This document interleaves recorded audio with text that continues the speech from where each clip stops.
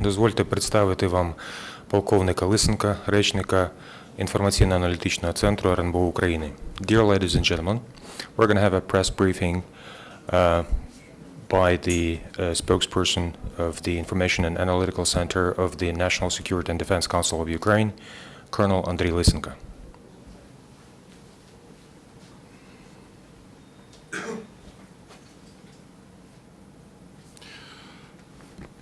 Доброго дня, шановні колеги. Good afternoon, dear colleagues. The armed forces of the Russian Federation continue to concentrate personnel and armored machinery in the populated centers they seized.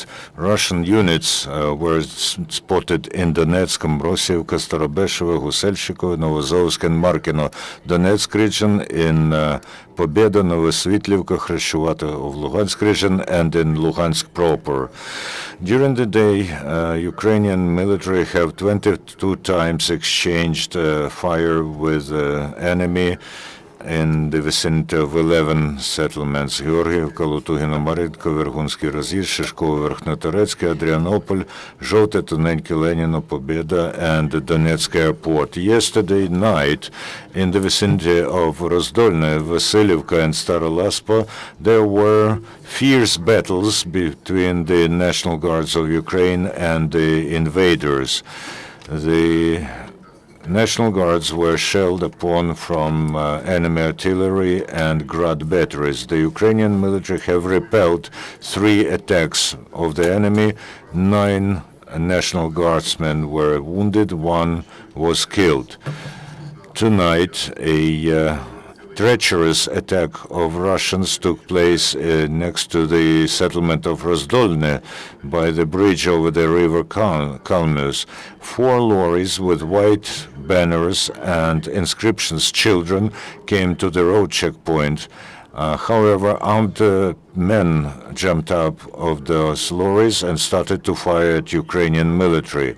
There was a fierce, large-scale battle, and the forces of the National Guards repelled enemy attack. The enemy retreated, and they have sustained serious losses in personnel and machinery. 4 lorries were destroyed.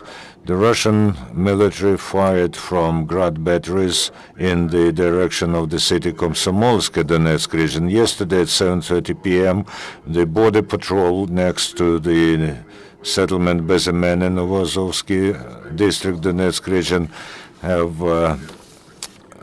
had combat action with the battle group with an armored personal carrier under the banner of the terrorist Donetsk People's Republic. The Russian mercenaries sustained losses and retreated. At 9 p.m., another border patrol was engaged in action next to the settlement Sakhanka, close to Mariupol. The border guards called for reinforcement, and after the National Guards arrived, the Russian attack was repelled. 1 border guard was killed, 3 wounded. Another clash took place at 9:35 p.m. next to Rosa-Luxemburg settlement. This battle did not carry losses. The Russians from the territory of Russian Federation shelled the positions of the armed forces of Ukraine next to this village of Pobeda. Also, they used Smerch batteries.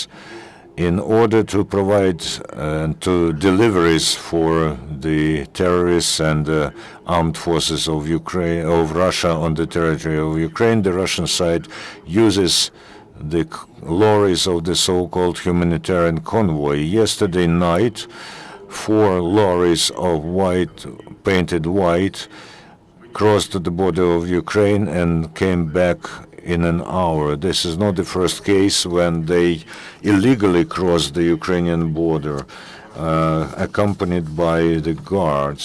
In Krasny Luch, the local powers got the order from Russian armed forces to give them a portion of land to bury their dead Russian military. The International Human Rights Watch organizations have made a statement about torturing of peaceful population by pro-Russian militants in Donbass. It is said that militants are detaining civil people, torture them, make them work, and use them as hostages.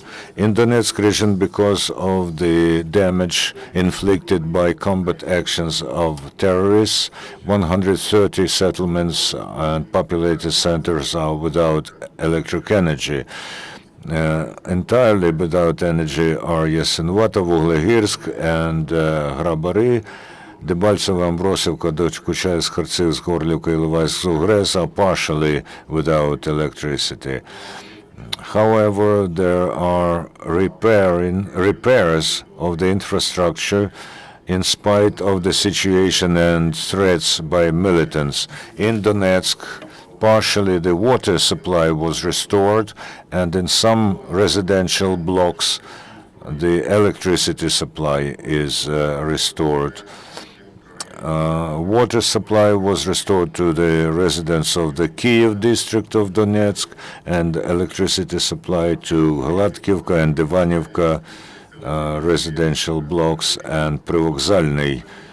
In Kharkiv district, Girske settlement now has electricity, and brigades of electricians are conducting repair works in Artemivska, Gorlivska, Yanakivka, Konstantinovka, Slavyansk, Makivka, and Talmanov, distances of electricity grids.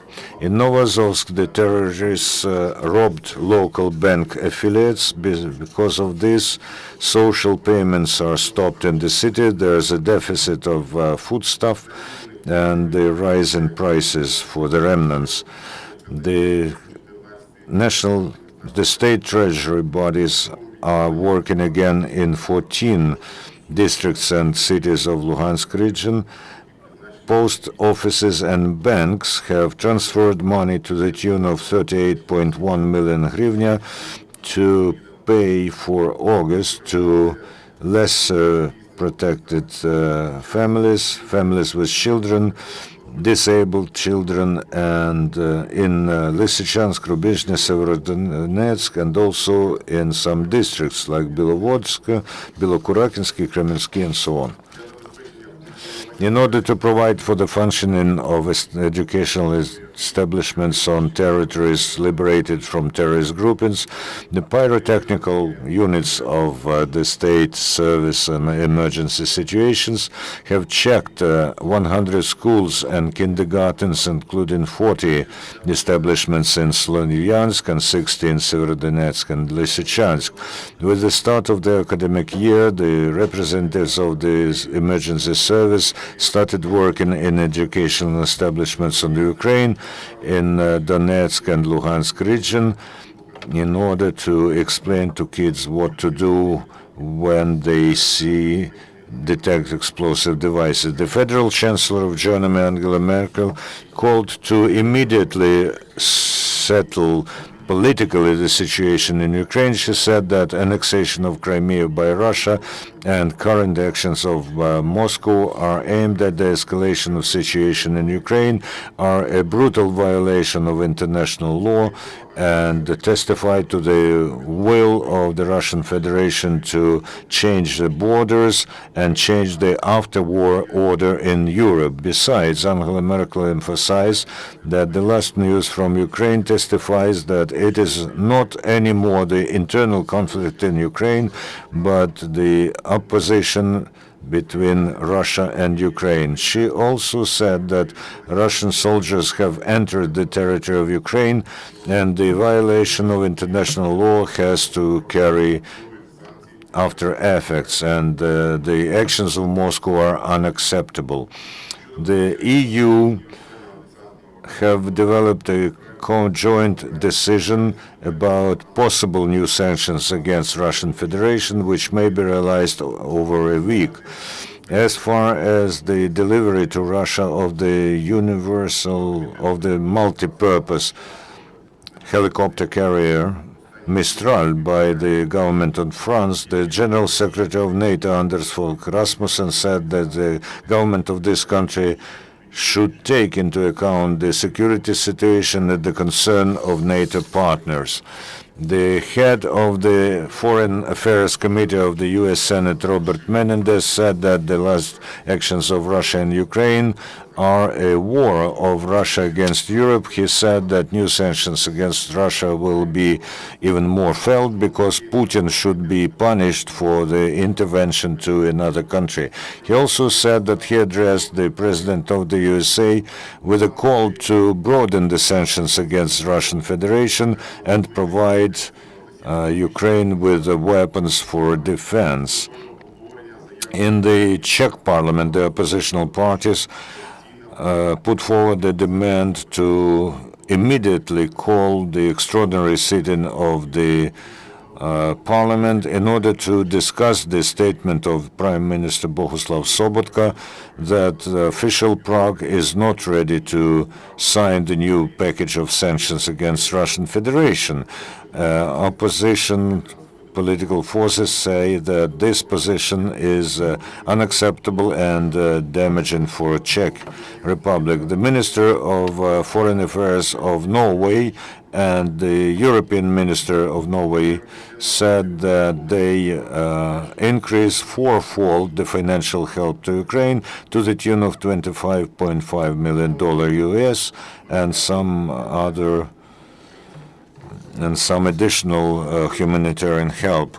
Over the last 24 hours, we lost 15 Ukrainian military and 49 people were wounded. Your questions to Mr. Lysenko, you can file to our girls at